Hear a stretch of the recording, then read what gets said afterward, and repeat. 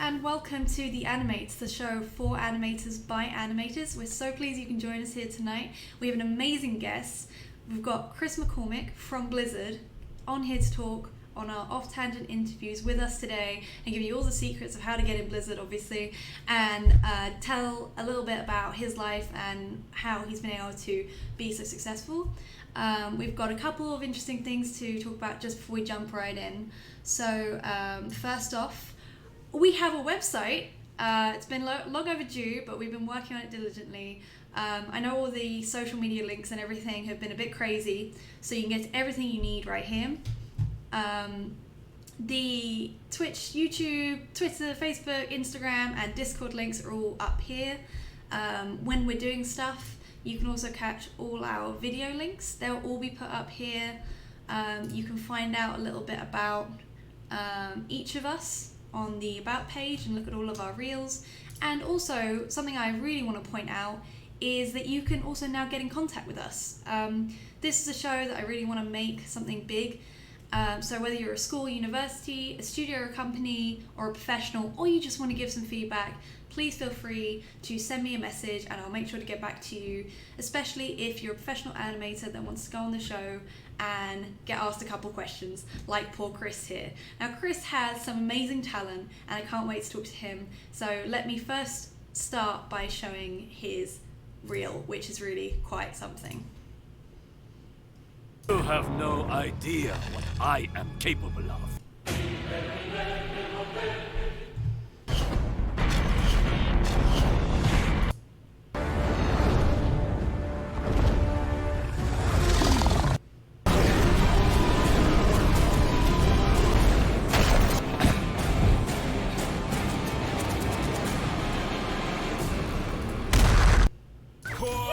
Come follow me. Time to compete. Wait, so that and you will bring him to his knees. Thou art afraid. Mine! Give it.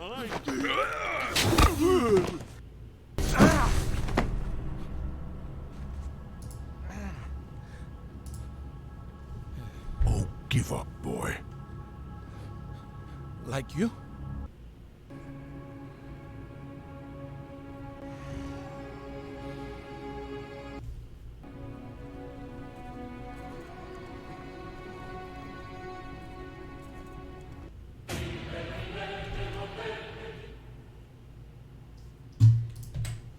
Wow, so now let's go over and meet the man himself, Chris McCormick. Hello, welcome to the show.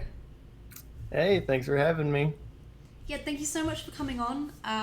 It's really an honor to meet someone who's at one of the best studios in the game industry and has a reel just that amazing. It's really awesome. So maybe we start by you just telling me a little bit about yourself and how you got to where you are today. Also, if anyone in the chat has a question, just write in big words question, and your question, we'll try and answer those through the stream or at the end. And I also noticed that I haven't replaced the overlay, so while you're just giving us a quick rundown, I'm going to fix that. Sure. Hey everybody, name's Chris McCormick, cinematics animator at Blizzard. I've been there for almost 2 years now. I guess I'll go ahead and rewind back to the beginning. Went to university in Indiana, University of St. Francis. Studied 3D animation, got a general art education there. After that, I worked as a 3D renderer and lighter, of all things, for a company called Navistar for a couple of years. And while I did that, I paid my way through iAnimate because, as a lot of people find, and I'm sure we'll go through this later, going to university doesn't always quite prepare you for getting into the industry. So went to iAnimate for a couple of years, learned a ton, got my ass kicked. And then from there went to the Pixar animation internship in 2013. After that was almost 3 years at Telltale Games, which unfortunately is no more. I'm very sad. Yeah. And now at Blizzard. Yeah, So wow. that's the last 9 years of my life. Yeah, that's a hell of a credit list. I think what's great is, we've got, you went to university, something didn't quite click, you went back and retrained and did iAnimates. No shame in that. That's amazing that you went back and you did it again. I myself, after getting in the industry, I was like, you know what, I still want to learn. Didn't one of the iAnimates courses, so the fact that you did that is so cool. Pixar internship, Blizzard, Telltale Games, all really big names, all super impressive. So I'd love to ask you what got you first started in animation. Do you remember what the moment was when you decided that this is what you wanted to be doing with your life? I guess I actually decided when I was about done with high school, and you got to make the choice of where to go to college and what to do. Yeah, what do you want to do with your life? Oh, damn it, why do you keep asking me hard questions? It's a great question to ask a 17-year-old. Mm-hmm. And there really animation wasn't really on my mind at first, but I knew that art was kind of the only thing that I had. I really didn't have any other options. Everything else sounded like it would suck. So basically the question was, how can I do art for a living? And animation is one of those ways. Mm. It wasn't until years later, actually just a few years ago, that I kind of realized why I picked that. Uh-huh. When I was little, there's almost no picture or video of me where I'm not playing with action figures or dressing up as a character. I'm always in character in old videos. So I think just subliminally that stuck, and eventually I found a way to make a living doing that. Yeah, that's awesome. Just having, I guess you always had that passion there, you just didn't know where it would end up funneling. It was always there, you were always playing around with stuff, and then one day it was like, oh, I see, this has all those blocks of all these different things that I want to do meeting all together. So, yeah, and it was totally subliminal. It was not a conscious decision at all. That's awesome. You just, there it is. Wow, awesome. So, were your family creative people? Did you find someone that inspired, this kind of direction in your life? No, I didn't really have any quote unquote creatives in my family, so I really don't know where I got it from. Yeah. But thankfully I did. Yeah. And, did when you went to your parents and you said, I want to go work in video games, or I want to go move characters around for a living, what was their reaction? What did they say? They were a little hesitant about it. Yeah. Because they still don't understand exactly what I do, as Sure. most parents don't really know. It was more, can he put himself through school doing this? Can he find a job doing this? The classic parent worries. Yeah. And thank God it's all worked out. But yeah, you can go, don't worry, Mum and Dad. I got it now. We're good. Yeah. Once it all finally happened, then they were cool with it. But yeah, they were definitely a little bit worried for a while. Yeah. Did they have something they wanted you to go into before, or? No, it was wide open. Just Yeah. they just want, the security, and they want their kid to be okay. So that was their main concern. Yeah, but it must be so nice seeing you, do what you really want to do now, and that must be so rewarding for them.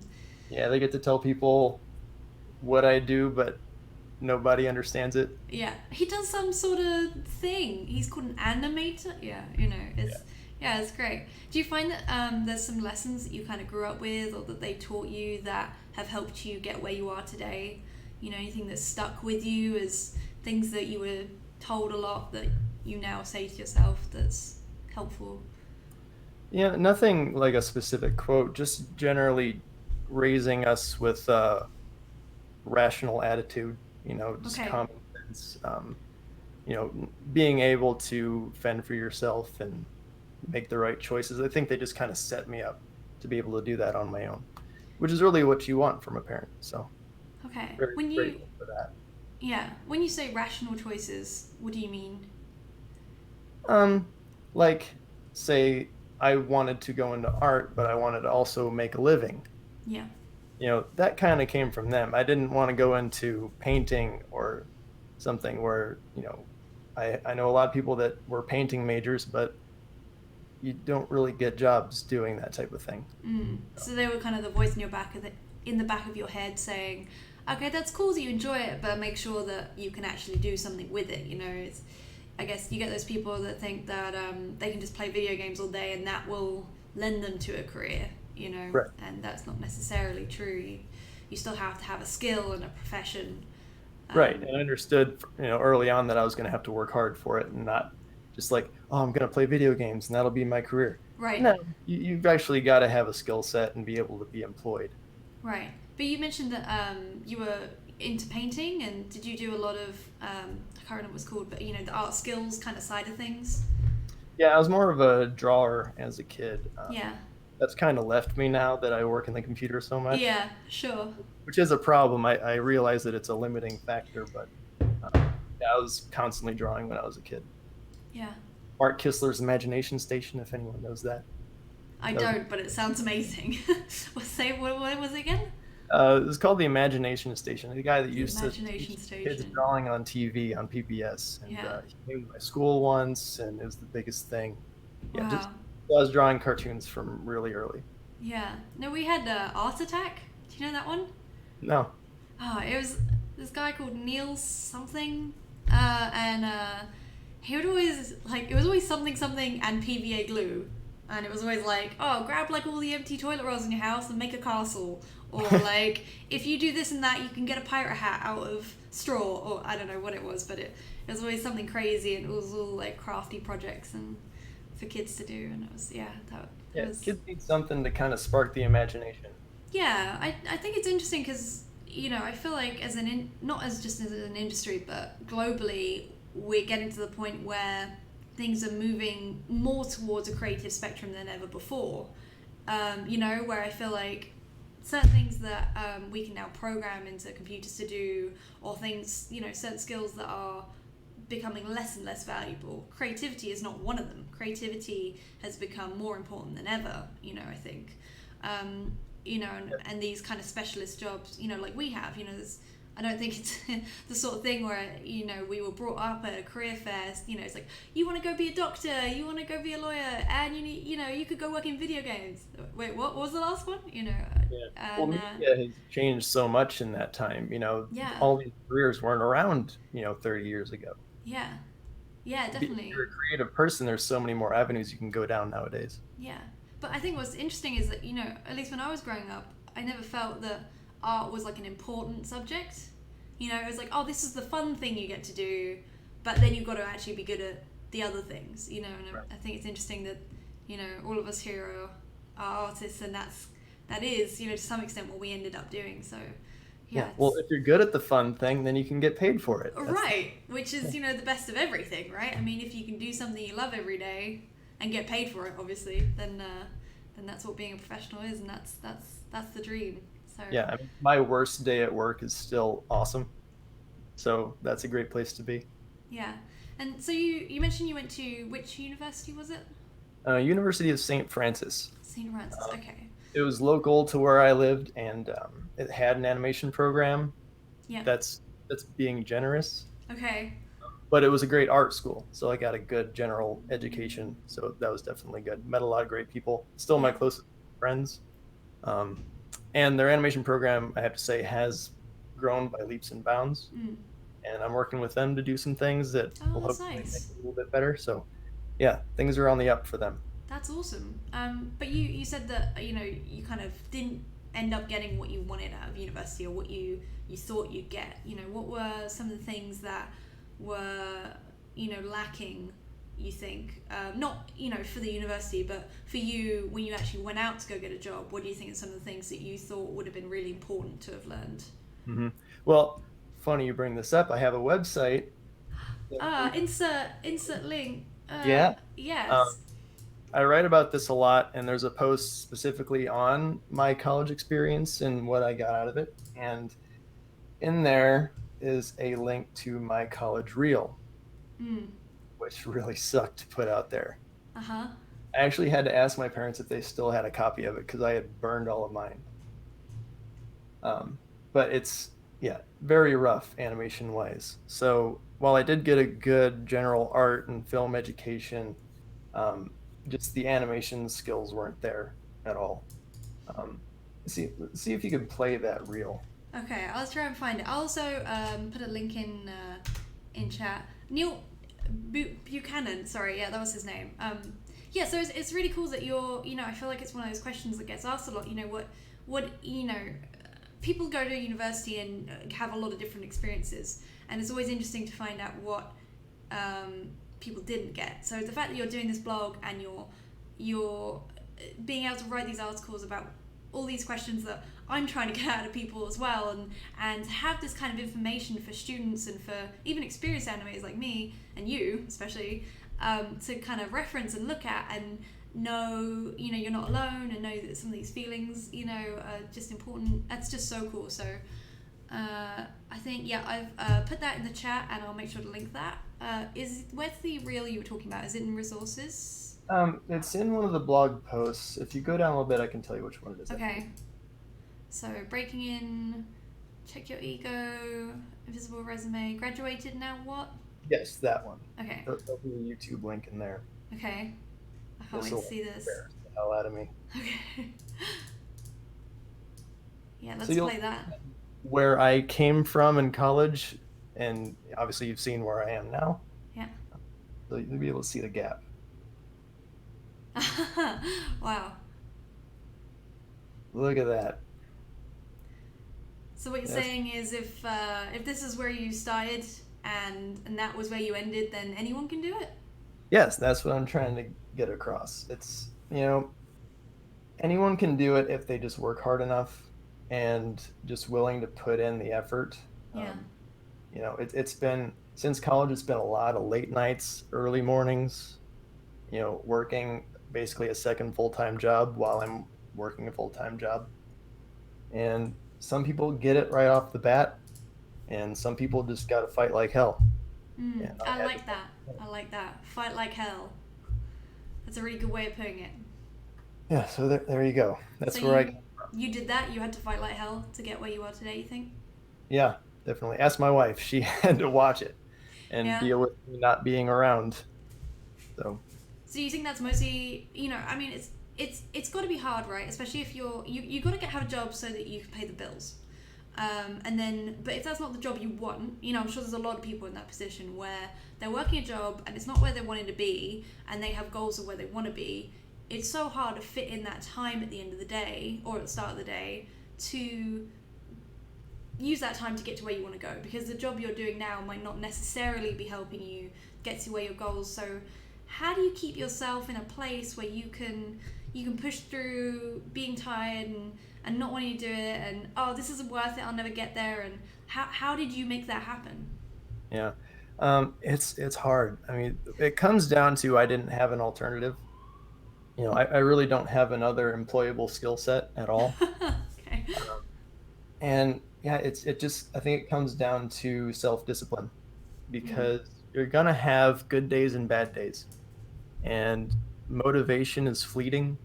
You know, you're gonna have days where, you know, you wake up ready to go, and you know the keyframes are coming out of you like crazy, and then you have the days when you're just like, I suck, I'm never gonna get there. And it's important just to push through anyway and do it. Yeah. Find motivation wherever you can. I mean, I've watched The Incredibles bonus features more times than I could tell you. Yeah. And because that would fire me up when I really needed it. That's one of my favorite movies. I love Yeah. that. I love that. I think it's my favorite Pixar movie. Me too. That and Monsters Inc. I think are right up there. Yeah.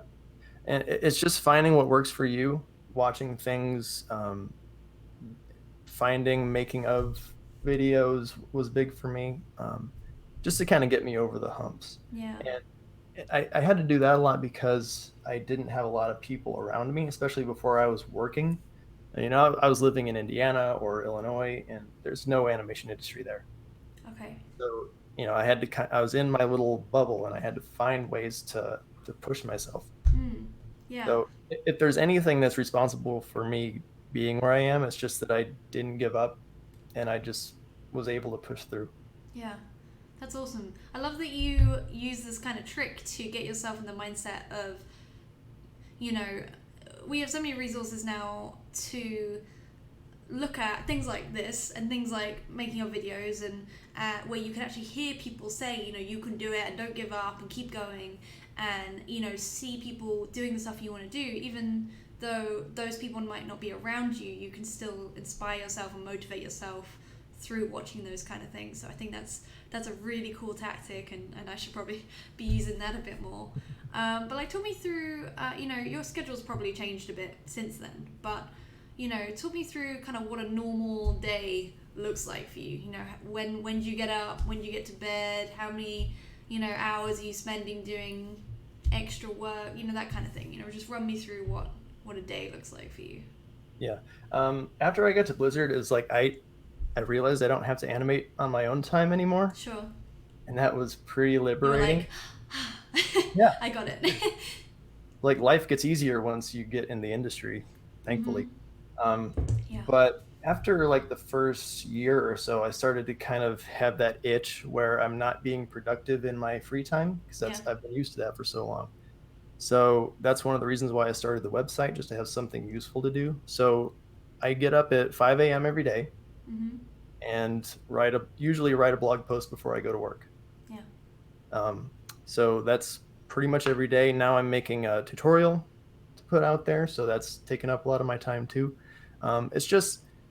It feels good to me to get up early and get something done before I go to work.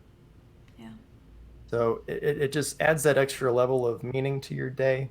And once I get to work, it's like I've already accomplished something. So the rest of the day doesn't feel so daunting. Yeah. So then after I'm done with that, I'll go to the gym at work. We have 2 gyms because Blizzard's awesome. Yeah. What, in the studio or? Nice. So do that, and then I get to my desk, and usually I'll have a pressing task for the day. Yeah, just jump right into it. I'll usually watch the edit of what I'm working on, just to kind of see everyone else's up-to-date work and where everything's at. Make sure that my shot is, linking up with everything around it, and then just start animating. We'll have dailies every day. It depends on which show, what time it is. So that's an hour every day where we just look at everybody's work, and I realize how much better they are than I am. Yeah. And yeah, I usually go home after 8 hours. We don't work a lot of overtime, and get home about 7 o'clock, have dinner with the wife, and hang out. That's pretty much a day. Yeah, there's 3 things there that I thought were really cool and really interesting to you specifically. So, getting up at 5 a.m. Why do you get up at 5 a.m. when you could just do it in the evening? Like, why is it that works for you, you think? If I get home from work, I'm tired. Yeah. I'm not going to do anything, and if I try to be productive, it's going to be half output. Yeah. So I've just found that it works for me just to get up early, Get it jump in done. a cold shower, wake up, and then just get stuff done. That's how I operate. And the other thing that was really cool was, you mentioned you kind of made it almost. You were like, hang on, I don't have to work as hard as I've been working. I'm at Blizzard now. I don't need to go home and animate every day. I'm cool. I can chill out now. That's it. I'm done. And then a year went by, and you were like, "Ooh, I'm not getting that thing anymore." And that you decided to use your time to kind of reach back and help other people get to where you are. I think that, is that what you think you're doing? Is kind of trying to, you said, get meaning out of your day. Is it? Yeah, because I know what I needed when I was in school and just getting out of school, and if I'm in a position to help anybody get through that, that's kind of my job to do that now. Yeah, you're like, But it's up to me to give back. Yeah, and you said that once I got to Blizzard, I didn't have to work hard anymore. Right. That's you know what wrong. I mean? Paraphrasing. Yeah. The difference is my 8-hour workday kicks my ass. Yeah. So there's only so much that I could do on my own time. So like every day in dailies is an animation class for me. I'm That's always interesting. learning stuff, always seeing other people's work and trying to get up to that level. Yeah. So yeah, the work hasn't gotten easier. It's just now that's my day job. Yeah.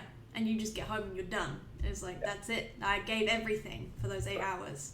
That's why I do my own stuff in the morning, because I didn't do that Otherwise after. it's gone. Yeah. Yeah. So, Blizzard has 2 gyms, and I think, a lot of companies realize the importance of, keeping yourself fit and healthy. But a lot of animators and a lot of people in the industry, I think, neglect that. So do you think that fitness is important to you, and do you think that that makes you a better animator? I do. I can't be at 100% output if I'm not feeling my best. You know, if I sit down all day every day and I'm not eating well and I'm not going to the gym, everything slows down.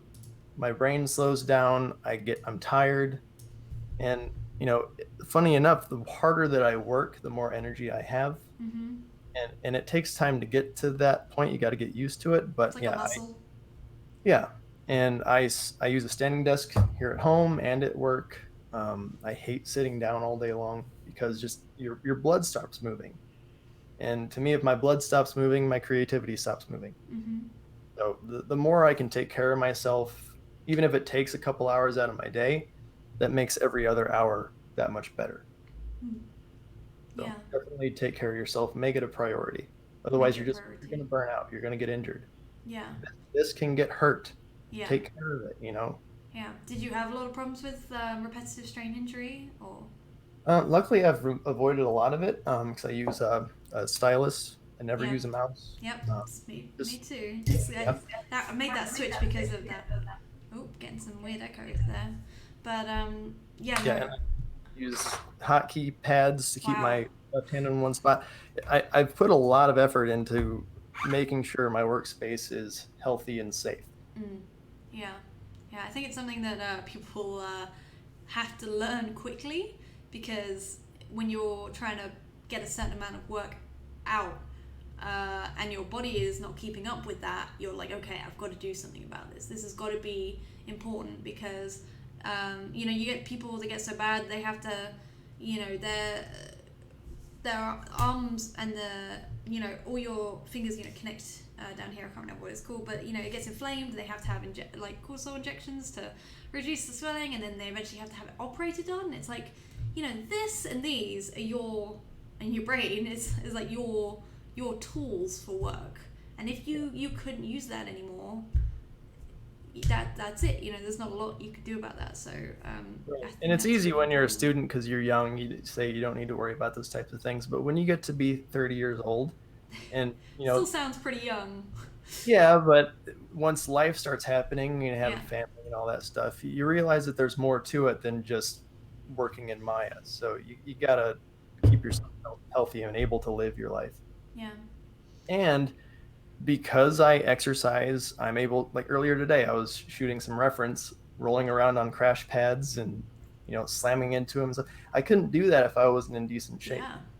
And Definitely. when I animate in action, I can feel it out in my own body. I have a certain knowledge of my own body mechanics, and that's actually useful day to day.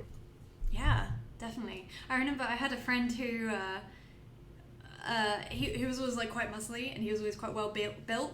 And you know, every now and again he'd be like, "Oh, how does this bicep work?" Yeah, no, it's more like, you know, he'd like use himself for reference. And you know, one of his reasons for kind of getting fit, you know, I mean, there were a lot of reasons, but you know, one of them was like, you know, if I am a character artist, I need to know anatomy like the back of my hand, you know. So you know, part of that is, you know, working on myself and stuff. Right. But what I thought, you know, you mentioned you kind of protected yourself from burnout. Is that something you experienced a lot of, especially earlier on? And how did you find ways to cope with that and deal with that? Oh, sorry, Yeah. by the way, when I talk about repetitive strain injury, just for anyone who doesn't know, because people asked me last time, it's also referred to as RSI. And basically, tons of artists get it because when you're doing this on a mouse all day, you're making all these tiny little movements with your hand, and basically your hand gets worn out and swells up, and it gets very painful. Yeah, so sorry.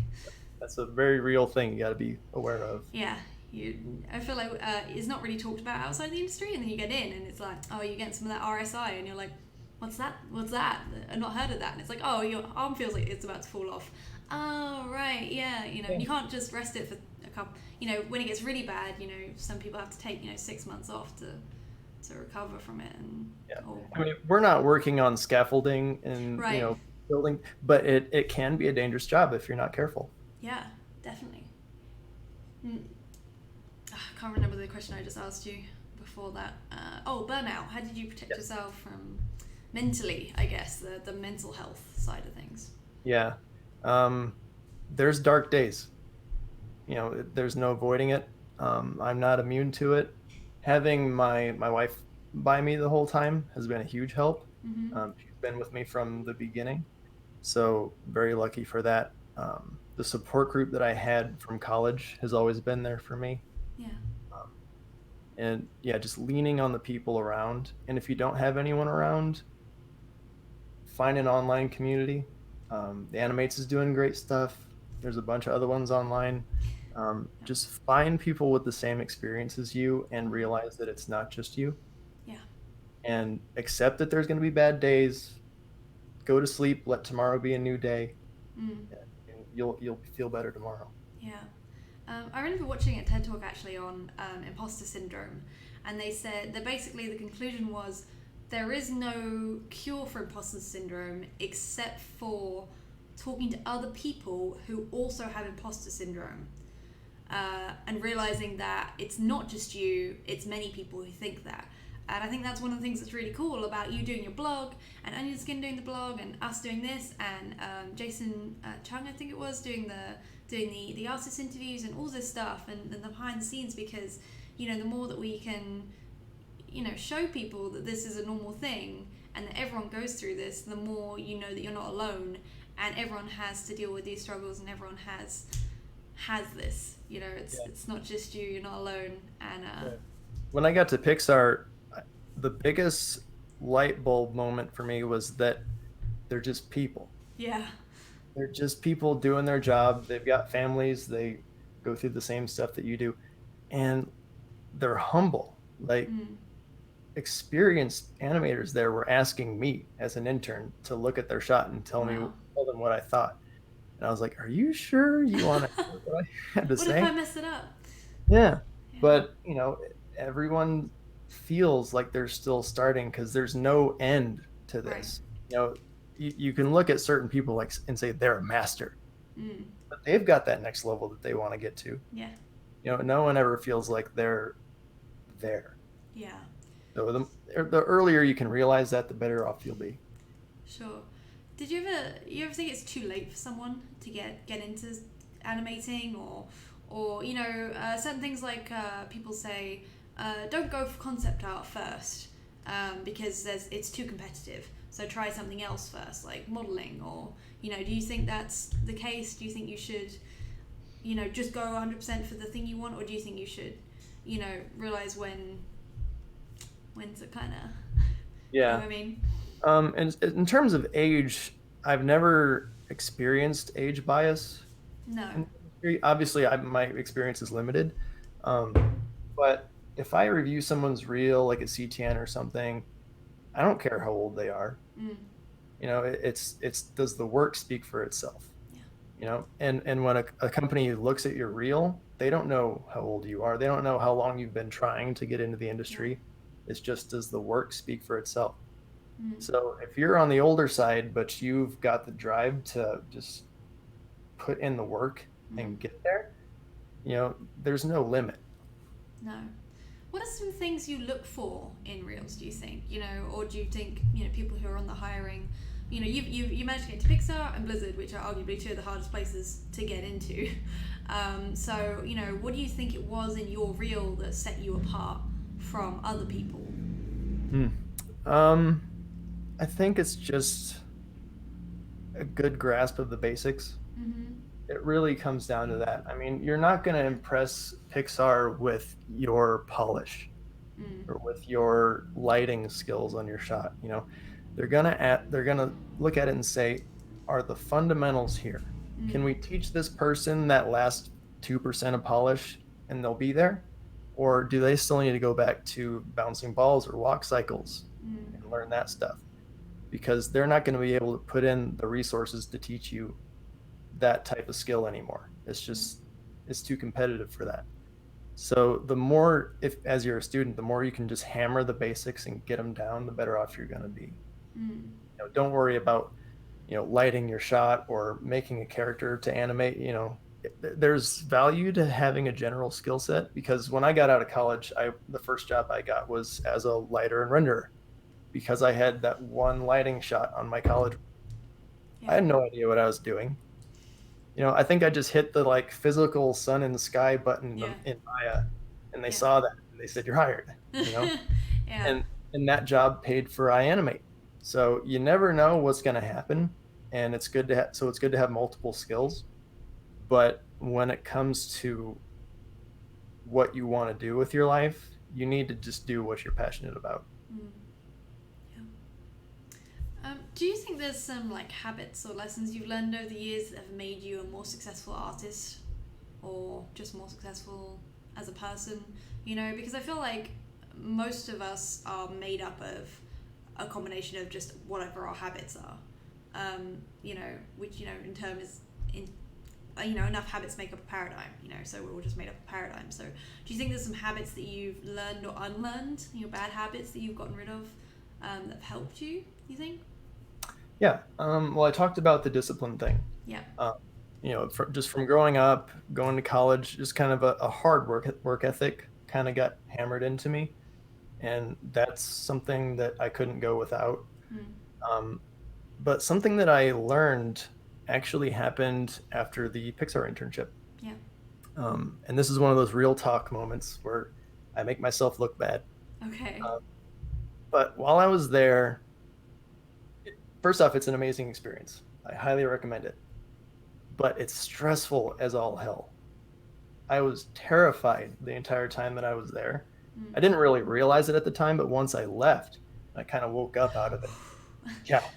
Like, oh, I've been I can breathe. Wow. mortified for 3 months. Yeah. And during that time, that fear kind of manifested as introvertedness and just kind of being very quiet and closed off. And part of the feedback that I got was that I needed to stay humble. But to me, from my perspective, I couldn't have been more humble because I felt like I was the lowest of the low, But the way I came off was that I didn't want to take feedback from anybody. Right. So, you weren't putting out the response that people were expecting when they were giving you feedback. Right. And I wrote a post about the invisible resume where people look at those things. They look at how you come across person to person. And that's a big deal. So when I left, I had trouble finding work.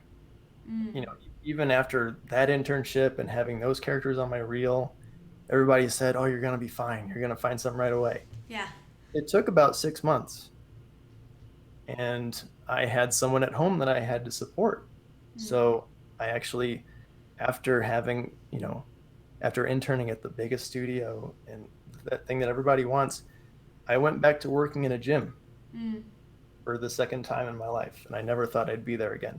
Oh, yeah, that must have been so hard. Yeah. So just 5 months of fake smiling at customers and cleaning bathrooms and things like, you learn humility real quick.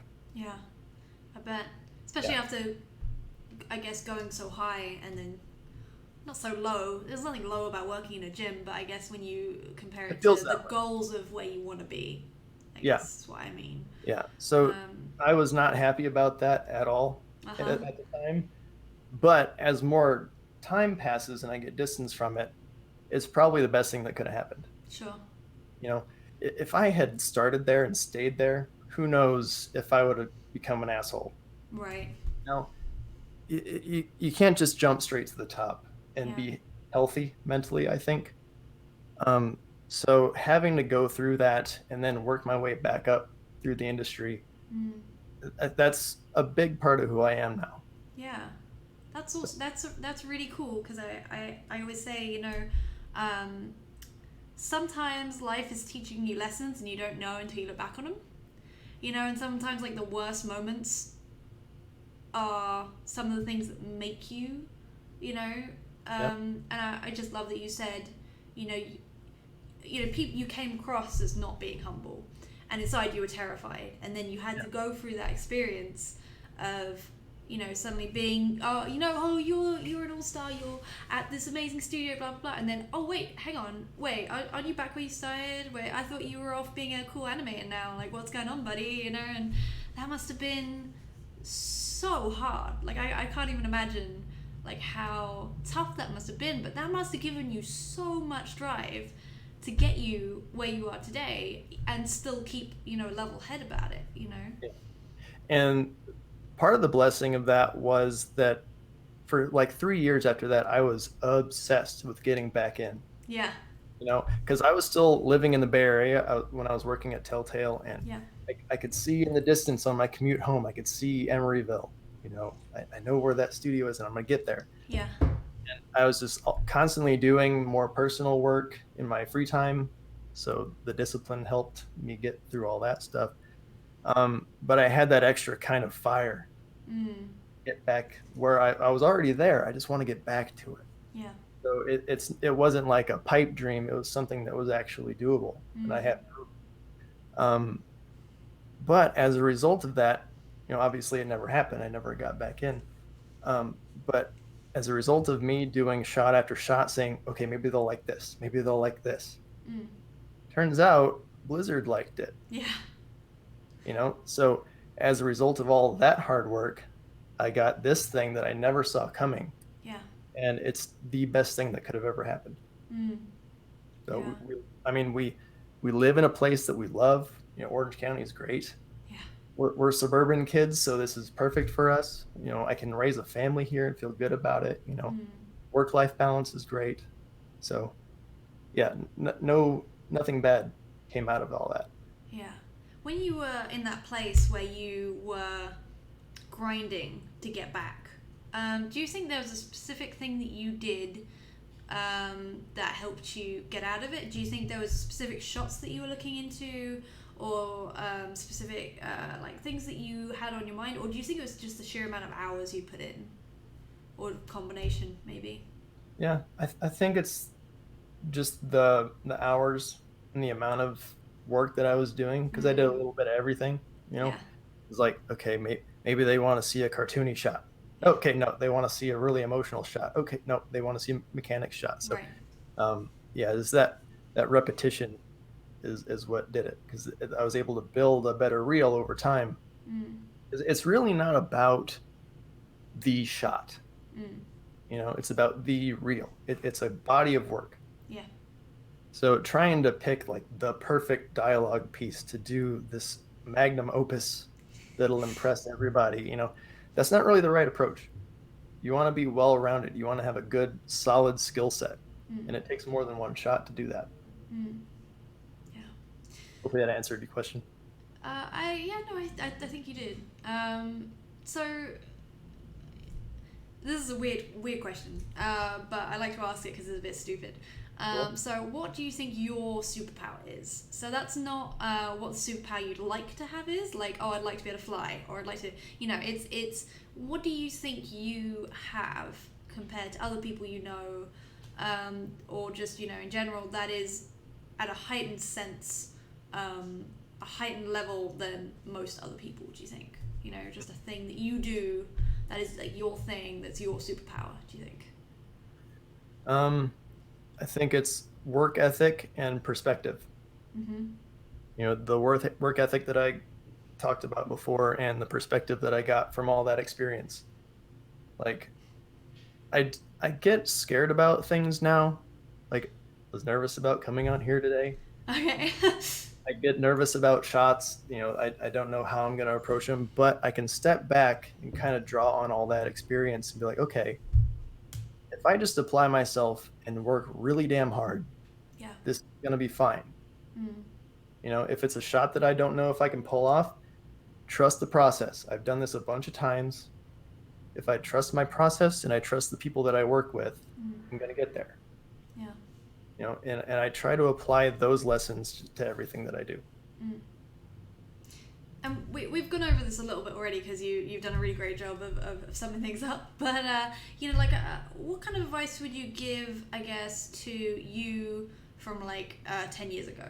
You know, or, like, you could pick whatever point in your life that you want. But, you know, what would you kind of say to a previous version of you that just really needed those words at that moment? Or would you not say anything at all? Would you think, you know, I don't want to mess with it? But if you could, and it Yeah. and it wouldn't change anything, let's say, then would you? There is some of that because I couldn't be happier with where I've ended up. Yeah.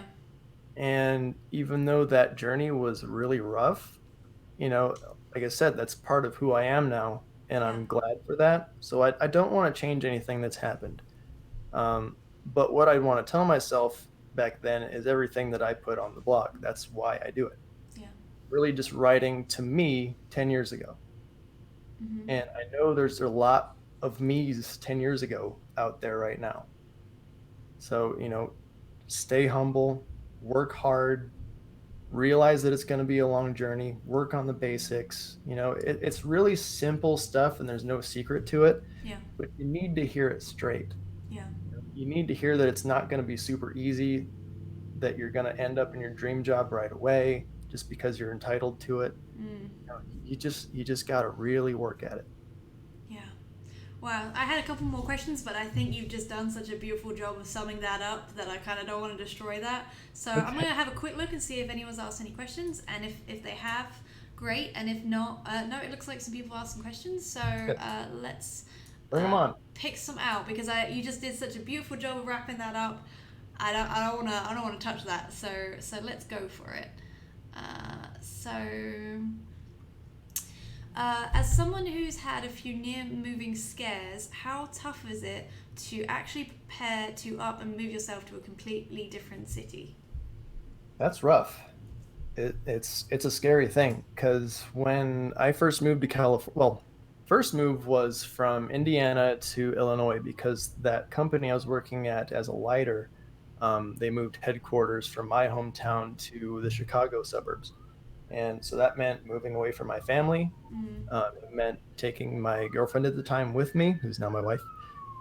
Congratulations. Really just kind of uprooting things. And that was a scary thing. But, as the first move at that age is kind of the right time to kind of move away and do your own thing. So there's an element of leaving the nest and becoming your own person. That's a good thing. Yeah. So I was excited for that.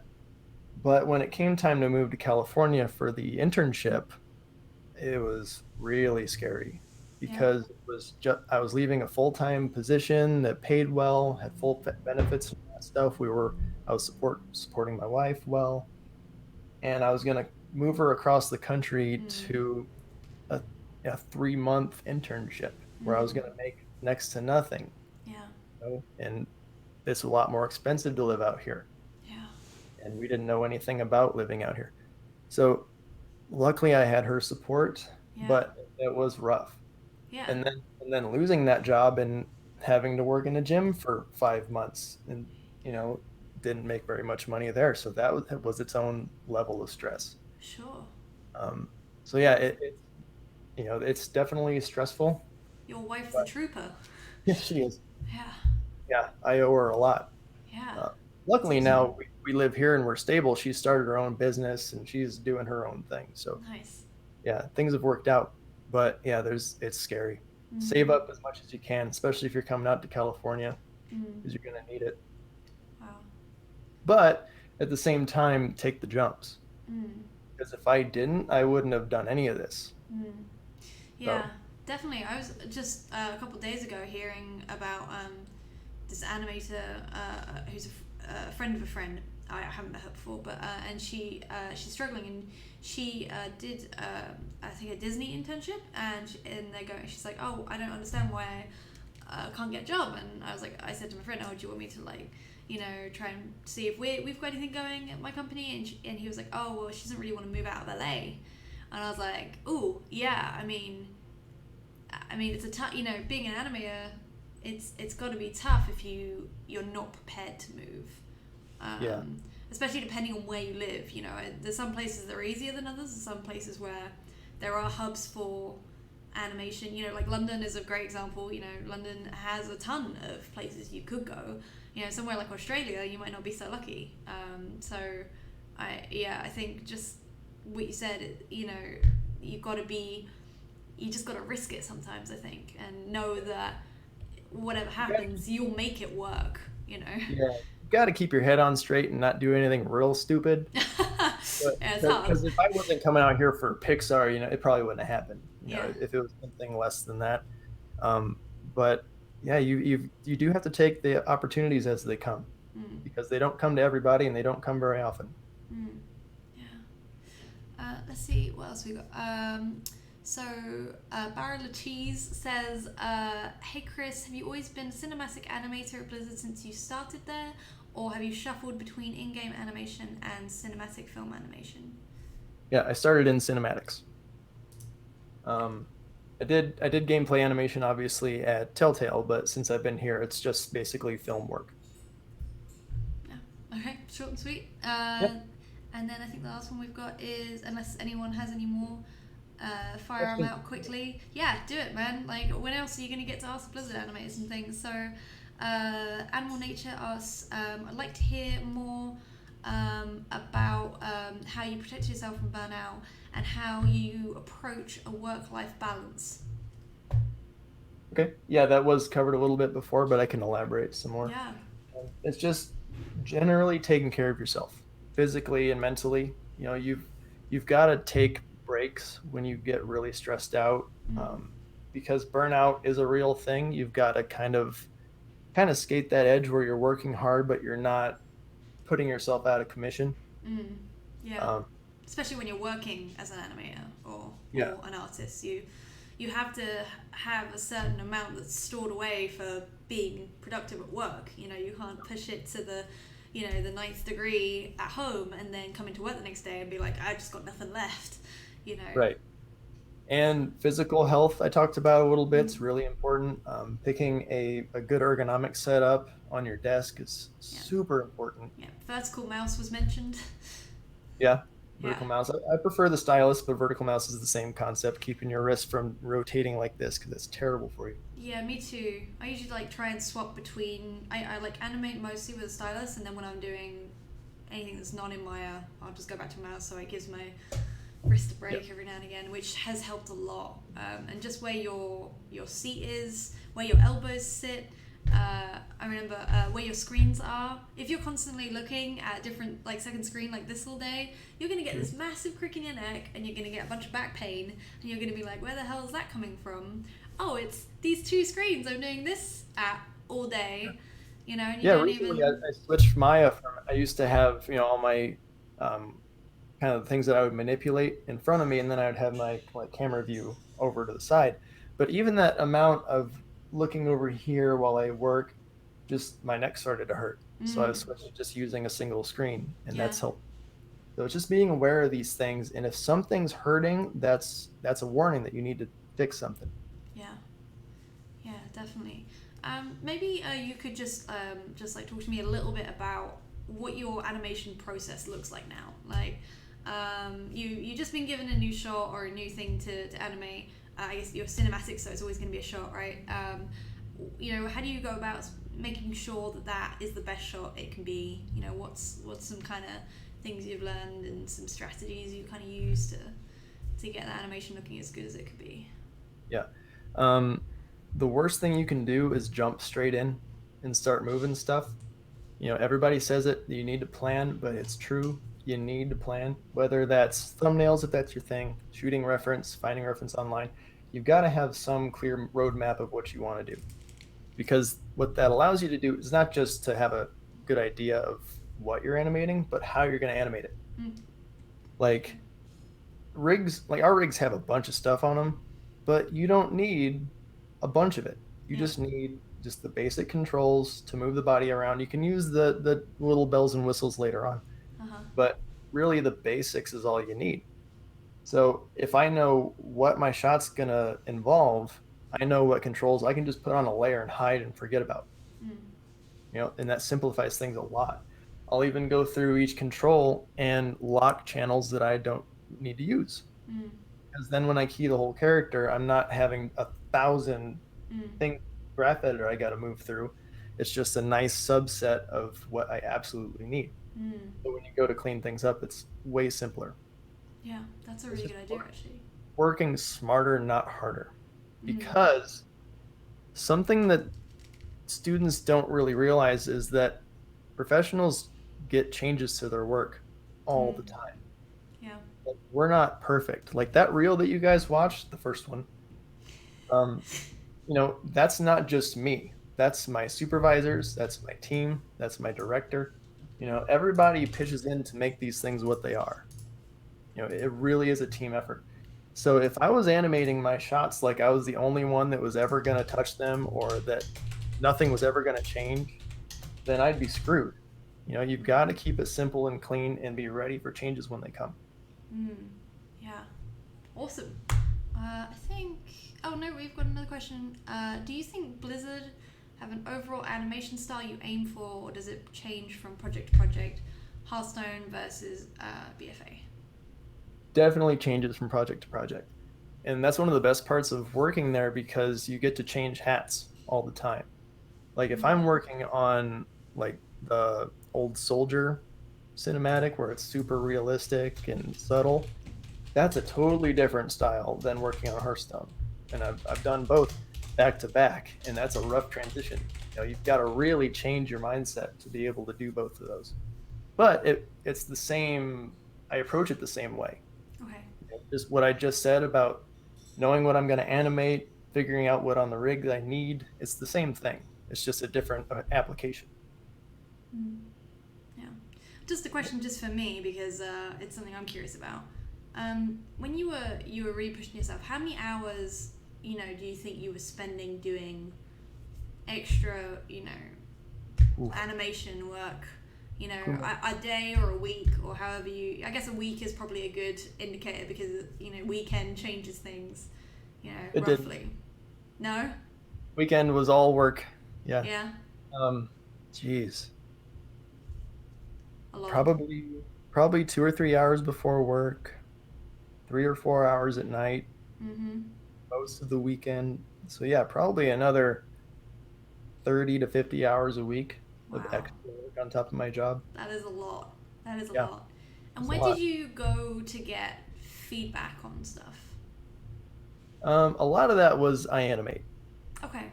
That's why I did it. Because after college, I did my own thing for about a year and a half, just trying to do shots and improve on my own. And I did improve, but it really didn't get me where I should have been.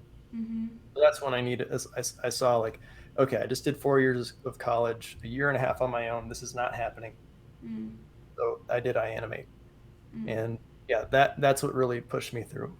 Because after a little less than 2 years of that, I think I graduated in April, and in June I was at Pixar. Yeah. Wow. So it worked. Yeah. Awesome. But if you can't afford that and you can't go to an online school, there's a lot of places that people will give you feedback. Just don't go to Facebook or your parents. Right. Sure. Parents are like, oh yeah, it's great, honey. Yeah. Yeah. I remember my dad's always been a avid animation fan, and I remember my first Christmas back after learning Maya for like 4 months or something, and I was like, I'm going to do an 11-second club, which I'm sure you've heard of, is the 11 seconds challenge, where you have a month to do 11 seconds worth of animation, right? And oh my god, I look back and it's like the characters are all moving and sliding around all the place, and the jaw's like and the faces it just looks terrible. It doesn't look like anything. And I remember showing it to him and saying, look at this, like, isn't it amazing? Isn't it, like I'm not like a braggy person, but I think everyone goes through that phase when they just start learning and you can't see how many errors there are, and you think, oh my god, this is like, I'm like that, like, I've got nothing left to learn, I'm the best thing since sliced bread. And then I look back and my dad was like, yeah, like, looks good, maybe it's a bit odd looking. And I'd be like, well, what do you mean? He'd be like, I don't know, it's good. And I'd be like, yeah, it's good. And then I got like 150th place, and I was like, hang on, what's going on? And then I look back now and I was like, oh my god, yeah, it looks terrible. So That probably is the single biggest thing. Like I know I said before, the fundamentals, but along with that is you need to have an eye for the gap between your work and what you want to do. And that just takes time. I mean, you can't be doing this for a year or two and be able to really see that gap. Yeah. It just takes time for that to develop. Mm. And even now, like when I'm doing a shot, I can look at it like, okay, this is probably as good as I can make it, or this is what I want it to look like. And then someone else will look at it and give me their eye Yeah. and show me where that gap is. And that's why feedback's so important. Yeah. Yeah, definitely. It's a game changer because, you know, when someone can give you their take on things, you suddenly go, this is as good as I can do, and someone goes, yeah, but have you thought about that? And then you kind of go, okay, sure, that's the new bar, how do I get up to here? And you might not get up to here because they're still, you know, looking at it in a different way, but you close that gap, and each time you're going to be getting that little bit extra. So that's why we do dailies Right. at work, because every day it just goes little bit, Yeah. and then sometimes we'll do that, and then you'll bring it back up. You know, that's how it goes. Right, well, I think that's everything. Thank you so much for coming on the show. You've been an absolute star, and I completely agree with everything you said. It's been wonderful having you on. Thank you so much for coming on the Animates to do an off-tangent interview. Make sure to check out Chris's animation department, the animation department. theanimationdepartment.com blog, because he's got a bunch of stuff on there. Check out the Animates. It's the-animates.com is our new website. If you want to get in contact and do all sorts of crazy things, please do that and help us give something back to animators. And thank you so much for coming on. And I think that's the show. So we'll see you If anybody guys. has any more questions, please feel free to send it my way. Yeah, he's at Flat Tangent on Twitter, which I think I've had up. Mhm. I can't Or see the if it's website, correct. Yeah. Or the website. And I think next week we'll be doing another Animates talk show, which will be, I think, probably about learning and about universities and online courses. So a lot of what you mentioned, which is really cool that you've done at iAnimate and all that. So thanks guys for joining us. See you next time. Thanks everyone. Thanks.